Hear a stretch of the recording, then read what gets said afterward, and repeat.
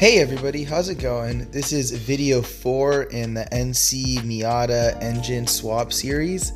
I'm super excited for this video. It's the one I've been waiting for. We're gonna finally drop the subframe and with that the engine and transmission, and then remove the engine and transmission and put the subframe back in the car so that it could be a rolling shell for the moment. So everything in the past couple of videos has been leading up to this moment. Everything is disconnected for the most part, and we're getting ready to do that final step. Right here, what we're doing first is setting up the jack stands. And the reason that we want to set up the jack stands in this way is that what's going to happen is we're going to unbolt the subframe from the chassis, and then the subframe is going to be held by those jack stands. And once everything's loosened, we'll lift the chassis and the subframe, engine, and transmission will stay on the floor while the chassis moves out of the way for us. It's 6 bolts in total. There's 2 that are near the A-arms in the front for the passenger and the driver's side. And then there's 2 towards the rear, towards the braces for the transmission. And one thing to note is that the guide for the passenger side subframe on near the A-arm is incredibly long, and it's so long that we didn't have a socket that was deep enough to access it. So we had to remove it by hand, and then once that was done, you could get the other 4 with the impact, or the other 5, I'm sorry, with the impact. And you could see me here working to get the one in the rear. It's kind of hard given the space, but I did it, and then here I am switching to the other side.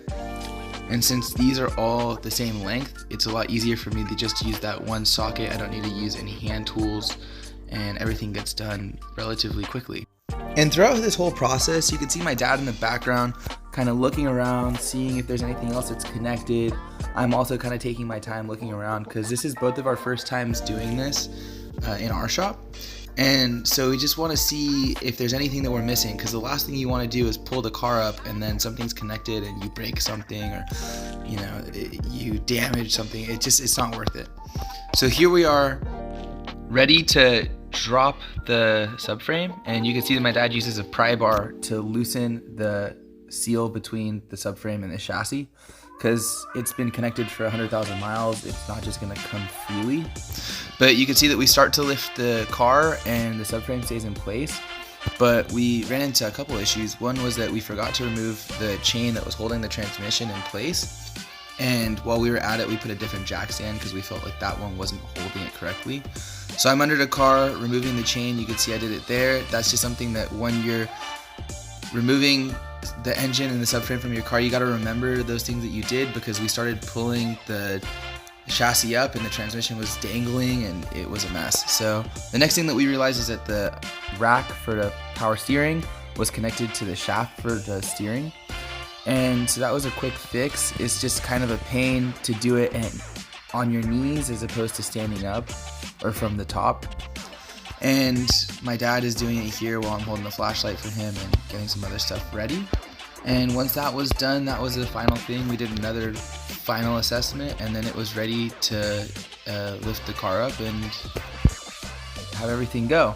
So here we are, just starting very slowly, take it a little bit at a time, up a little, check, up a little, check again. Here we are. You can see this process working, just really making sure there's nothing being held on. And once we finally felt like everything was removed, we just lifted the car, and there you go. There's the subframe, transmission, and engine all ready to be removed, and the car is just the chassis, and then all of the components that are important for us are on the floor.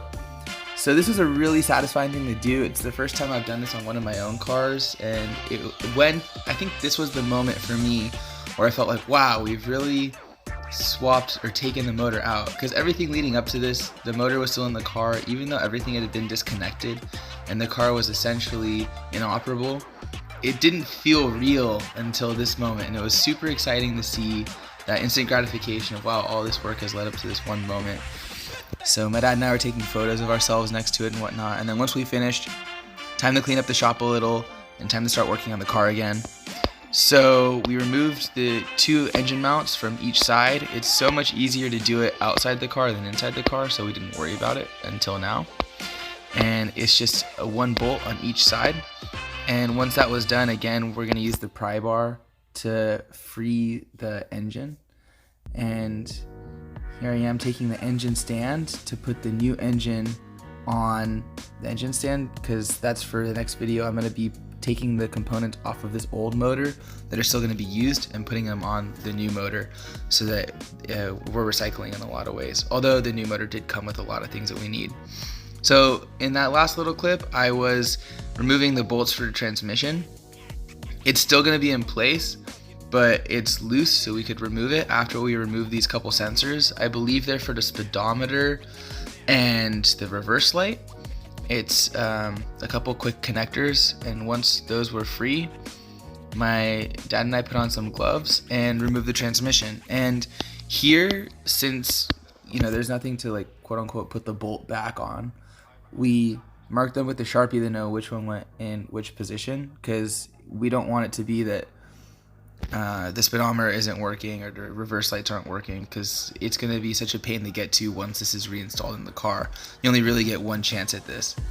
So we have a little dolly set up with 2 tires on it to make the process easier, and here we are just kind of jiggling the transmission off, and it came off pretty easily, especially with 2 guys doing it. And then it was a matter of pulling it away and then pulling the engine off of the subframe, which was also pretty easy. You could see my dad using a pry bar to kind of make sure that everything is going in the right direction.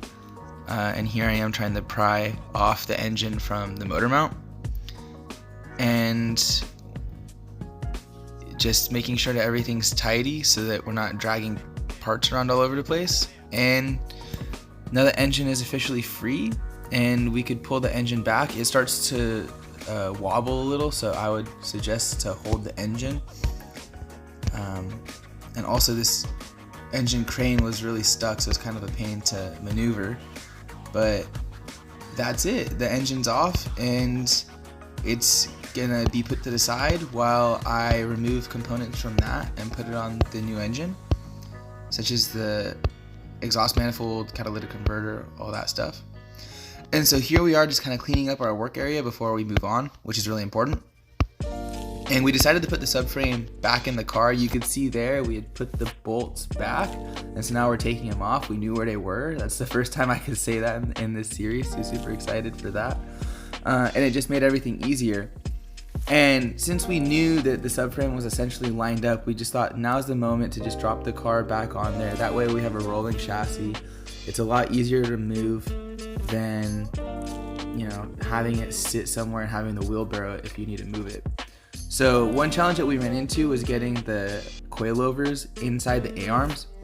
So what we did is I lowered the car while my dad had a chain wrapped around the passenger side A-arm, and he pulled that while pushing the driver's side coilover in, and that way the suspension was able to get in its place. Here we are bolting it up and making sure that everything's in place, and it was, which was great. And again, here we are just putting some of those bolts back in place for the subframe so that we could lift the car again and put the wheels on it and then have a rolling shell. So the next part of this video is just going to be, you all could get to watch us work on that, and now that I've explained all of it. And so I'll just get into a little bit of what my plans are for this car going forward. So these videos have all been taken roughly 3 weeks ago at this point. I wanted to get to it earlier, but given supply chain issues, which everybody's facing, I haven't been able to get a lot of parts till now. And then with the Formula Drift season coming up, I shifted my focus to working on getting my friend Kyle's car ready, which meant going to his shop more often than it was going to my dad's. So I got the clutch this week, as well as the throw-up bearing, the pilot bearing, the clutch disc, and the pressure plate. So I'm really excited to put that all back in the car, and that's what we were waiting for to continue in the process, because we didn't want to put the engine back in the subframe, back in the car, and then do the transmission when it's easier to do everything while it's out the car. That's not to say that it's impossible, but it wasn't worth our time in our opinion. So expect to see a couple videos in the future. Now that the Formula Drift is starting this weekend, I should be able to have a little bit more time unless something horrible happens, which I'm really hoping doesn't. And I'll have the second half of this series ready, in which we're going to remove the subframe again, and put the prepared engine back in the car and then start bolting everything back up. And I also do have one more video coming where I take all the components off of the old motor and put it on the new motor, because like I said, some of the parts are being shared between that weren't affected. And the final video in the series, after the car's running, after we decide that it's ready, will be installing some of the final performance modifications. I have some performance sway bars coming in, as well as some new tires and wheels that I'm really excited for. I've been waiting for a while, again with the supply chain issues. And then the final video will be a teardown of the old motor, because everybody that we've talked to, our friends at other shops, my dad and I, we're all super curious as to what happened. We all have our ideas, our educated guesses, but it'll be nice to know, and then maybe I'll make a coffee table out of that blown block or something fun with it, because it's a good memory, right? And so with that, that's the end. You can see an empty engine bay and a rolling shell, and here I am putting the tools back as always. And thank you all for watching. I really appreciate the support I've gotten during this series, and I'm really excited to show you all what's next.